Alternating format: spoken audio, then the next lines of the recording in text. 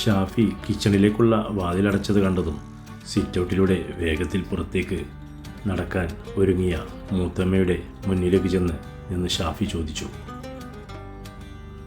നിങ്ങൾ എവിടേക്കാണ് പോകുന്നത്? അകത്തേക്ക് കയറി എന്ന് പറഞ്ഞ് അവരെ വീണ്ടും അകത്തേക്ക് കയറ്റി ആ വാതിലടച്ചതും മൂത്തമ്മ തൊണ്ട വരണ്ട പോലെ പറഞ്ഞു, ഷാഫി ഇനി വാതിൽ തുറക്ക്, ഞങ്ങൾക്ക് പോകണം. എവിടേക്ക് പോകാൻ? എൻ്റെ വീട്ടിൽ വന്ന് ഞങ്ങളെയൊക്കെ ഇല്ലാത്തതൊക്കെ പറഞ്ഞ് നിങ്ങൾ തോന്നുമ്പോൾ പോകാൻ നിങ്ങൾ രണ്ടാളും ആരാണ്? എനിക്ക് പറയാനുള്ളത് കൂടി കേട്ടിട്ട് പോയാൽ മതി. നിങ്ങൾ ഉമ്മയും മോളും എന്താ പറഞ്ഞത്? ഈ തറവാടിൻ്റെ മഹിമ ഞങ്ങളാണല്ലേ ഇല്ലാതാക്കുന്നത്? അത് പറയാൻ നിങ്ങൾക്ക് എന്ത് അധികാരമാണുള്ളത്? ഞാൻ കെട്ടി ഒഴിവാക്കിയ ആ പെണ്ണ് ഈ വീട്ടിൽ കാല് കുത്തുന്നതിന് മുൻപ് ഈ നാട്ടിലുള്ള ആരെങ്കിലും എന്നെയും സുറിമത്തെയും ചേർത്ത് വല്ലതും പറഞ്ഞതായി നിങ്ങൾ കേട്ടിട്ടുണ്ടോ?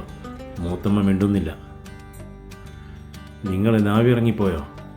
നിങ്ങളോടാണ് ഞാൻ ചോദിച്ചത് എന്ന് ഷാഫി ശബ്ദം കൂട്ടി ചോദിച്ചതും മൂത്തമ്മ അവനെ നോക്കാതെ പറഞ്ഞു, എനിക്ക് ഓർമ്മയില്ല. നിങ്ങൾക്ക് ഓർമ്മ കാണില്ല, കാരണം ആരും പറഞ്ഞിട്ടില്ല. അതിനുള്ള അവസരം ഇവിടെ ആരും ഇന്ന് വരെ ഉണ്ടാക്കിയിട്ടില്ല. പടച്ചോനെ ഭയന്ന് ജീവിക്കുന്നവരാണ് ഞങ്ങൾ. അവൾ ഇവിടെ വന്ന് കാണിച്ച തെമ്മാടിത്തരങ്ങളിൽ നിന്നും ശ്രദ്ധ തിരിക്കാൻ കണ്ടെത്തിയ ഒരു നുണ നാട്ടുകാർ ഏറ്റെടുത്തു. ഇപ്പോൾ നിങ്ങൾക്കും അത് സത്യമാണല്ലോ. അവളുണ്ടാക്കിവിട്ട ആ നുണ സത്യമല്ലെന്നറിഞ്ഞിട്ടും ഇവിടെ വന്ന് എന്നോടുള്ള ദേഷ്യം കാരണം സ്വന്തം മരുമക്കളെപ്പോലെ കാണേണ്ട ഇവരോട് മുഖത്ത് നോക്കി ചോദിക്കാൻ തള്ളേ ഉളുപ്പില്ലേ നിങ്ങൾക്ക്? ഷാഫിയുടെ ആ ചോദ്യത്തിലെ വാക്കുകൾ കേട്ടതും കൂടെ നിൽക്കുന്ന മകൾ പറഞ്ഞു, ഷാഫി നീ ആദ്യം വയസ്സിന് മൂത്തവരോട് ബഹുമാനത്തോടെ പെരുമാറാൻ പഠിക്ക്.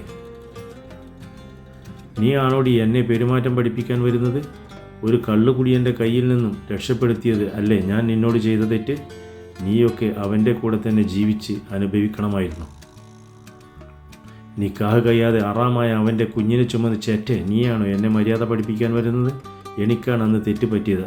അവൻ മദ്യപിച്ചിട്ടുണ്ട് എന്ന് ഉറപ്പ് വരുത്തി നിങ്ങളോടൊക്കെ അന്ന് കാര്യം പറഞ്ഞ് എന്നെ പറഞ്ഞാൽ മതിയല്ലോ. എന്നെക്കൊണ്ട് കൂടുതൽ പറയിപ്പിക്കാതെ ഉമ്മയും മോളും പോകാൻ നോക്ക്. ഒന്നുകൂടി ഞാൻ പറയാം, ഇനി അതും മനസ്സിൽ വെച്ച് എനിക്ക് വരുന്ന ആലോചനകൾ ഇന്നലെ വരെ മുടക്കിയതുപോലെ ഇനിയും മുടക്കിയെന്ന് ഞാൻ അറിഞ്ഞാൽ ഞാൻ ഒന്നും ആലോചിക്കില്ല. നിന്റെ കെട്ടിയവനോട് കല്യാണത്തിന് മുൻപ് കഴിഞ്ഞ മുഴുവൻ കാര്യങ്ങളും ഞാൻ തുറന്നു പറയും. ദേഷ്യം കയറി ഷാഫി കൂടുതൽ പറയണമെന്നുണ്ടായിട്ടും പ്രായമായ സ്ത്രീ എന്ന ഒരൊറ്റ പരിഗണന നൽകി ക്ഷമയോടെ നിൽക്കുമ്പോൾ വാതിൽ തുറന്ന് പുറത്തേക്ക് ഇറങ്ങുന്ന സമയത്ത് പിറുപിറുത്തും കൊണ്ട് മൂത്തമ്മ പറഞ്ഞു, നീ പെണ്ണ് കെട്ടുന്നത് ഞങ്ങൾക്കൊന്ന് കാണണം. ആ വർത്തമാനം കേട്ടതോടെ ഷാഫി മൂത്തമ്മയുടെ അടുത്തേക്ക് ചെന്ന്, എന്താണ് നിങ്ങൾ പറഞ്ഞത്? ഒന്നുകൂടെ പറഞ്ഞ് പറ, ഒരിക്കൽ കൂടെ പറ എന്ന് ദേഷ്യം കയറി മൂത്തമ്മയെ തടഞ്ഞു നിർത്തി ഇപ്പോൾ തല്ലുമെന്ന ഭാവത്തിൽ വിറയോടെ പറയുന്നത് കണ്ടാണ് പുറത്തു പോയിരുന്ന ഉമ്മയും ഉപ്പയും നൗഫലും വീട്ടിലേക്ക് വരുന്നത്.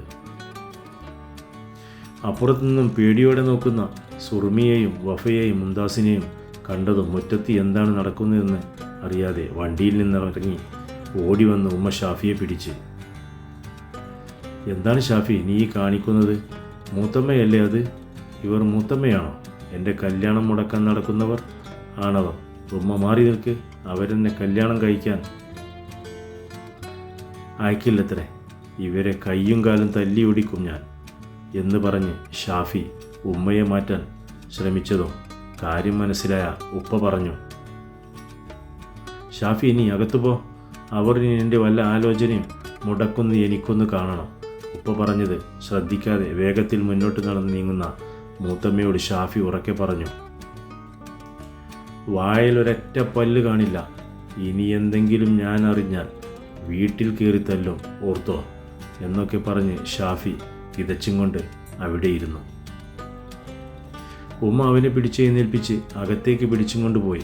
അവൻ്റെ അരികിലിരുന്ന് ഷാഫി അല്പം വെള്ളം ചോദിച്ചു. ഉമ്മ വെള്ളം നൽകിക്കൊണ്ട് ചോദിച്ചു, എന്താണ് എൻ്റെ കുട്ടിക്ക് പറ്റിയത്? നീ ഇങ്ങനെയൊന്നും ആയിരുന്നില്ലല്ലോ.